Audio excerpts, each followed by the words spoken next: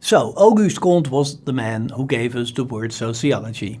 As I already explained, he believed that another author had stolen his expression, la physique sociale, social physics, and that was the reason why he created a new word that nobody could use without paying homage to the man who had personally invented it, la sociologie. So the word sociology is, in a way, the outcome of a conflict about a priority claim.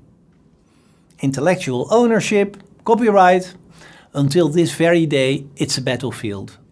Outside the world of science, of course, but also inside the world of science. But there is a bit more to it. By using from 1838 on in his books the word sociology, Comte made something else very clear. The new science of human societies was not just a new branch of physics, it was something different entirely. The approach of the science of physics that studies discrete and unorganized particles, according to Comte, could not and should not be applied to the study of human societies. In the science of sociology, the science that searches for the logic of the social world, we do our job in a very different way. We use another methodology. We approach our subject matter in a way that is different from what has been so successful in the natural sciences. Comte was not just the man who gave sociology its new name, he also was the philosopher of science who had a keen eye for what makes sociology very different. A science with its own field of study, of course, but also with its own approach to that field, even its own methods for collecting the data. Like the practitioners of the hard sciences, such as physics and chemistry, sociologists should, of course, use observation and experimentation as their methods.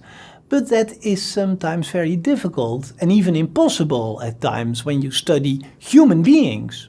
And therefore, the method par excellence in sociology is the comparative approach, where we compare different societies that we find at one point in time, or we compare societies in the past with societies in the present. You can, for example, compare the structure of a certain society at different points in time in its history. Such an historical overview may enrich our understanding of human societies. This reliance on the comparative historical method is typical of the way sociology approaches its field of study, and it is one of the reasons why this science is so different from the other sciences and should not be seen as a subgenre within one of the existing sciences. Now here we see how Comte was one of the very first theorists who made a claim for the relative autonomy of the discipline, the science of sociology, to borrow an expression from Norbert Elias, relative autonomy. Maybe Comte was really the very first thinker who saw that we today are in need of a new type of science in order to study society.